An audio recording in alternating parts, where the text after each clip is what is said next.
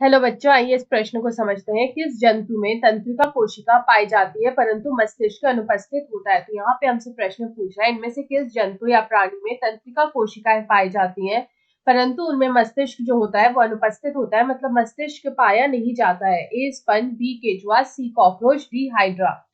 तो यहाँ पे हम लोग सबसे पहले इस प्रश्न की मुख्य अवधारणा देखेंगे। तो यहाँ पे अगर हम इस प्रश्न की मुख्य अवधारणा लिखें तो हम लोग यहाँ पे लिख सकते हैं संघ सिलेंट्रेटा। संघ सिलेंट्रेटा। तो यहाँ पे अगर हम लोग संघ सिलेंट्रेटा की बात करें तो इनका जो प्राणी होता है या फिर इनका जो जंतु होता है वो होता है हाइड्रा। हाइड्रा जो होता है वो यहाँ पे संघ सिलेंट्रेटा का प्राणी होता है। अगर अब हम लोग संघ सिलेंट्रेटा की बात करें तो इनमें जो प्राणी आते हैं संघ सिलेंट्रेटा, संघ सिलेंट्रेटा के जो प्राणी होते हैं इनमें हमें यहाँ पे क्या देखने को मिलता है कि इनमें यहाँ पे अंतःकोशिका, इनमें यहाँ पे अंतःकोशिका या फिर अंतःकोशिकी एवं इनमें अंतःकोशिकी एवं अंतरा कोशिका दोनों पाई जाती है। इनमें अंतःकोशिकी एवं अंतरा कोशिका, अंतरा कोशिका दोनों प्रकार पाए जाते हैं। दोनों प्रकार होते हैं या फिर हम लोग बोल सकते हैं दोनों प्रकार होते हैं या पाए जाते हैं।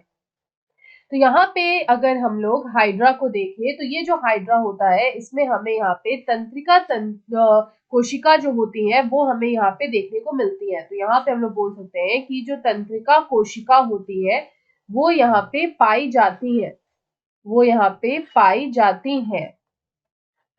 परंतु यहाँ पे अगर हम मस्तिष्क की बात करें तो ये जो मस्तिष्क होता है ये यहाँ पे अनुपस्थित होता है। तो हम लोग बोल सकते हैं कि परंतु मस्तिष्क जो होता है वो यहाँ पे अनुपस्थित होता है, मस्तिष्क अनुपस्थित होता है। तो यहाँ पे हम बोल सकते हैं कि जो तंत्रिका कोशिका होती है वो यहाँ पे पाई जाती है, लेकिन जो हाइड्रा होते हैं उनमें यहाँ पे मस्तिष्क जो होता है वो अनुपस्थित होता है, मतलब मस्तिष्क जो है वो यहाँ पे हमें देखने को नहीं मिलता है। तो यहाँ पे हमारा सही विकल्प जो होगा वो हाइड्रा होगा। लेकिन अगर हम लोग यहाँ पे जो बाकी के विकल्प है जैसे कि केचुआ और कॉकरोच, तो यहाँ पे ये जो केचुआ और जो कॉकरोच होता है ये दोनों ही यहाँ पे अलग अलग संघ के प्राणी होते हैं।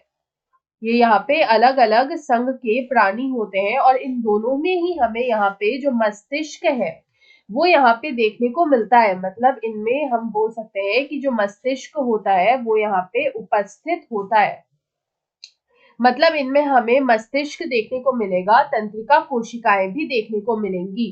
तो यहाँ पे हम लोग बोल सकते हैं कि जो मस्तिष्क होता है वो यहाँ पे उपस्थित होता है, मस्तिष्क जो है वो इनमें उपस्थित होता है। इसलिए ये हमारा सही विकल्प नहीं होगा, क्योंकि हमसे ये पूछा था कि यहाँ पे तंत्रिका कोशिका तो होती है लेकिन अगर मस्तिष्क अनुपस्थित होता है तो ये कौन सा प्राणी है, तो ये होता है हाइड्रा। तो हमारा विकल्प डी जो है वो यहाँ पे सही उत्तर होगा।